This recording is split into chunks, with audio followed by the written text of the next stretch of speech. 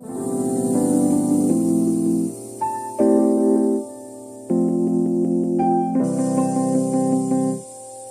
avoir obtenu mon bac à Casa, j'ai démarré mes études donc en France.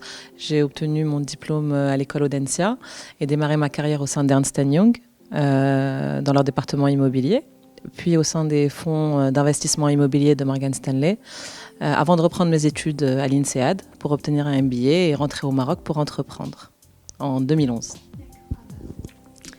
Alors de mon côté, j'ai obtenu mon bac en Grande-Bretagne dans un établissement qui s'appelle les Collèges du Monde Uni. Suite à ça, j'ai intégré l'université de Princeton aux États-Unis. J'ai obtenu un bachelor en sciences politiques et en pré-droit. Et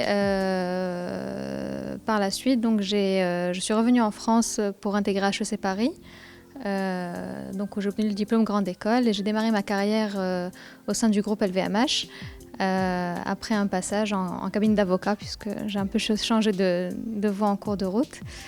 Et donc, je suis rentrée au Maroc en 2009, où j'ai intégré Procter & Gamble. Avant d'être nommée conseillère générale de la présidente du groupe Axal, donc que j'ai accompagnée pendant 4 ans dans la conception, le développement, la mise en gestion du Morocco Mall et notamment la négociation de différents contrats de franchise pour étoffer le portefeuille de marque représenté par le groupe. En 2009, j'ai rencontré Yasmine dans le cadre associatif, en fait, puisque nous avons monté ensemble l'association, le Comité national des collèges du monde uni, donc qui a pour vocation d'identifier des jeunes à fort potentiel que nous sponsorisons en fait pour pouvoir étudier à l'étranger et sur des parcours d'excellence. Voilà, donc comme je vous le disais, en 2011, je suis rentrée au Maroc pour entreprendre.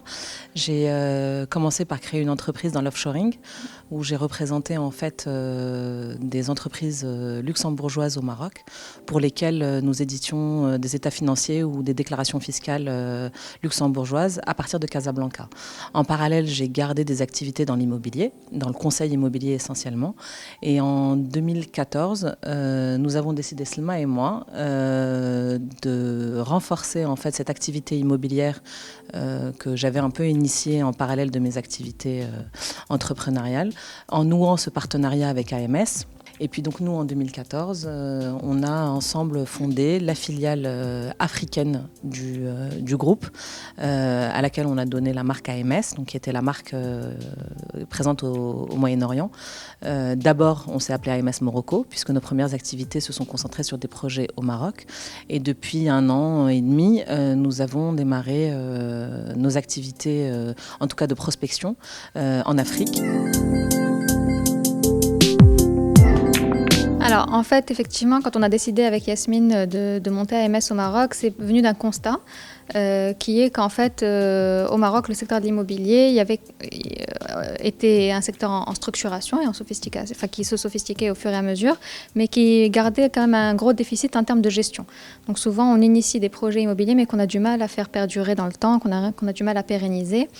Et donc c'était l'intérêt en fait d'aller chercher ce partenariat avec une société dans l'ADN qui est gestionnaire et pas commercialisateur ou simplement conseil. L'idée étant de se dire que pour qu'un actif immobilier soit bien géré, il faut d'abord qu'il soit bien commercialisé, il faut qu'il soit bien conçu pour être bien commercialisé.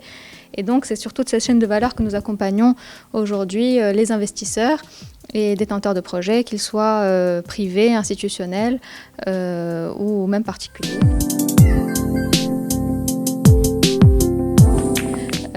Donc aujourd'hui, nous gérons donc des centres commerciaux, donc comme Enfaplace notamment, et nous accompagnons également des investisseurs dans la conception de projets mixtes, donc concrètement des investisseurs qui ont des terrains et qui veulent y développer un projet avec un sous-jacent immobilier, donc avec un rendement locatif attendu, et donc on structure en fait le projet pour savoir quelles composantes y mettre, comment les dimensionner, où les structurer dans l'espace, quel positionnement donner au projet.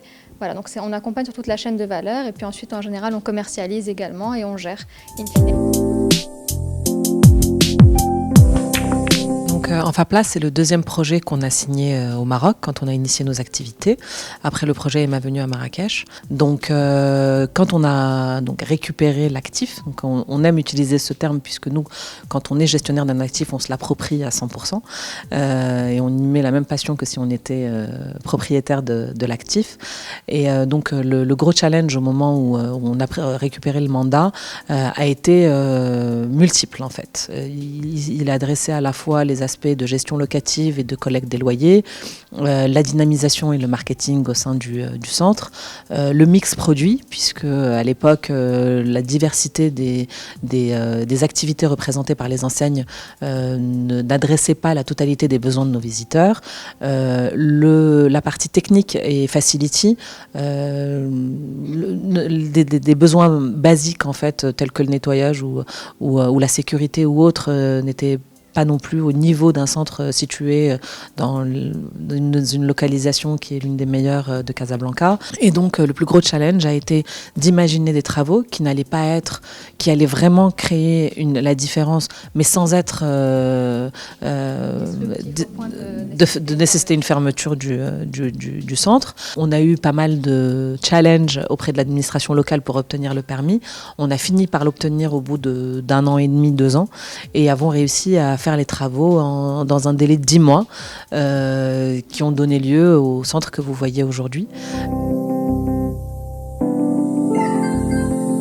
Alors aujourd'hui, nous commercialisons un projet à Marrakech qui va être un projet qui va venir vraiment créer la nouveauté dans le panorama immobilier en général à Marrakech, qui s'appelle M Avenue, qui a un mix assez intéressant. Donc pour la première fois, des appartements brandés Four Seasons, une destination culturelle, le premier hôtel de Cristiano Ronaldo au Maroc, et puis un mix au niveau du street retail que nous avons réfléchi, même si c'est une avenue à ciel ouvert, comme un centre commercial avec un parcours client bien réfléchi qui permettra une visite qui aura du sens et qui optimisera également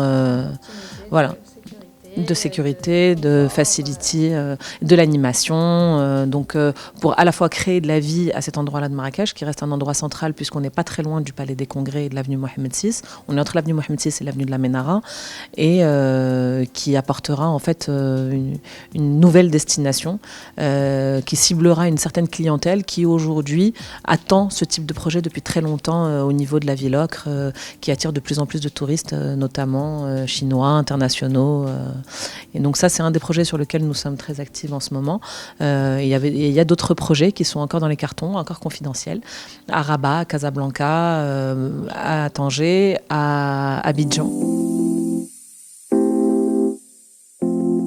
L'entrepreneuriat, c'est avant tout une aventure humaine. Qui est extrêmement stimulante, mais qui a également beaucoup de... Enfin, c'est également assez difficile. On a la chance d'être 2, donc c'est assez atypique, mais en même temps très enrichissant. On est très similaires, en même temps complémentaires. Je pense que c'est ce qui nous permet d'aller de l'avant. Et surtout, on a la chance d'avoir des équipes formidables sur lesquelles nous appuyer. Et donc, on espère en tout cas tous les entrepreneurs d'avoir les mêmes conditions pour pouvoir entreprendre et avancer. Oui, ce qui nous réveille tous les matins et nous pousse à venir, malgré les contraintes de ce qui se passe au sein du foyer, etc. C'est clairement ces aspects très grisants du développement d'une entreprise. Et au-delà des atouts dont a parlé Salma, on a aussi la chance de s'appuyer sur un groupe quand on en a besoin.